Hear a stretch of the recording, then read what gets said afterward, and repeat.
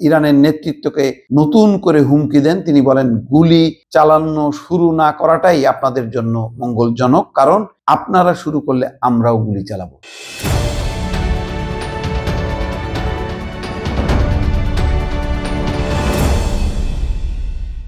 ইরানের পরিস্থিতি আস্তে আস্তে আরো খারাপের দিকে যাচ্ছে। আজকে দুইটা শিরোনাম বলি, তাতেই বুঝতে পারবেন।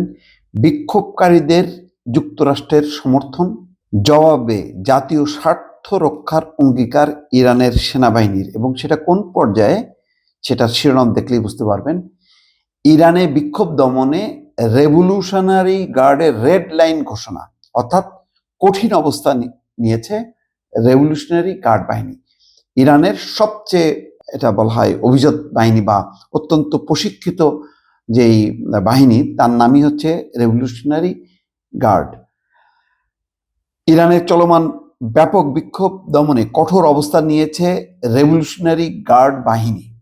শনিবার এক বিবৃতিতে তারা নিরাপত্তা ইস্যুকে রেড লাইন হিসেবে ঘোষণা করেছে, এবং পরিস্থিতি হচ্ছে এই যে যেহেতু ট্রাম্প এটা নাকি খেলছে এবং মোটামুটি মদত দিচ্ছে বিক্ষোভকারীদের, সেই কারণেই ইরান সরকার, ইরানের রেভলিউশনারি গার্ড বাহিনী কঠিন অবস্থান নিয়েছে।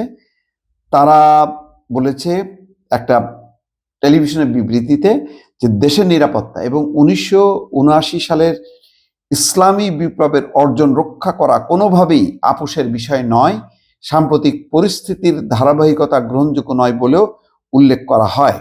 এইদিকে সেনাবাহিনী অভিযোগ করছে যে ইসরায়েল এবং কিছু শত্রুভাবাপন্ন সন্ত্রাসী গোষ্ঠী দেশের জননিরাপত্তা ক্ষুণ্ণ করার চেষ্টা করছে। মানুষের জীবনযাত্রার ব্যয় বৃদ্ধিকে ঘিরে 2 সপ্তাহ ধরে এই বিক্ষোভ চলছে, এবং এটা সত্য যে হঠাৎ করেই ইরানের জনগণ ব্যাপক অর্থনৈতিক সংকটের মধ্যে পড়েছে।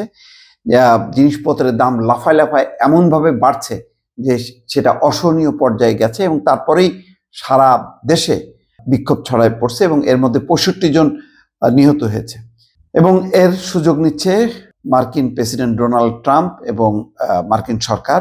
বিবৃতিতে বলা হচ্ছে, সর্বোচ্চ কমান্ডারের নির্দেশনায় সেনাবাহিনী এবং অন্যান্য সশস্ত্র বাহিনী আঞ্চলিক পর্যায়ে শত্রুর তৎপরতা যৌথভাবে নজরে রাখার পাশাপাশি দেশের কৌশলগত অবকাঠামো, সম্পত্তি এবং জাতীয় স্বার্থ দৃঢ়তার সঙ্গে রক্ষা করবে। ওয়াশিংটন আবার সমর্থন জানাইছে। আজ যুক্তরাষ্ট্রের পররাষ্ট্রমন্ত্রী মার্কো রুবিও আবার ইরানের জনগণের প্রতি ওয়াশিংটনের সমর্থন পুনর্ব্যক্ত করেছেন। প্রাণঘাতী উপায়ে বিক্ষোভ দমনের চেষ্টার অংশ হিসেবে ইন্টারনেট বন্ধ করে দেওয়ার পর রুবিও এই মন্তব্য করেন। সামাজিক যোগাযোগ মাধ্যম এক্সে এক পোস্টে রুবিও লেখেন, যুক্তরাষ্ট্র ইরানের সাহসী জনগণের পাশে আছে।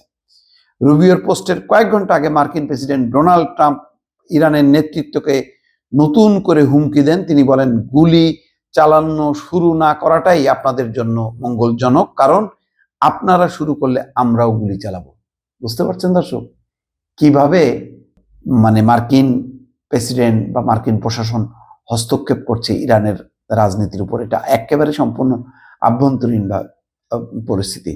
আমেরিকাতেও এই ধরনের ক্ষোভ বিক্ষোভ যখন তীব্র হয়, অন্য কোনো দেশকে এইভাবে সমর্থন ব্যক্ত করে, কিন্তু আমেরিকার জন্য কোনো আইন নেই। আমেরিকা বলছে যে তার জন্য বৈশ্বিক কোনো আইন কানুন লাগে না, এটা মার্কিন প্রেসিডেন্ট বলছে। আমেরিকা নিজেরাই আইন ঠিক করবে, কারণ তার শক্তি আছে, তার অর্থ আছে।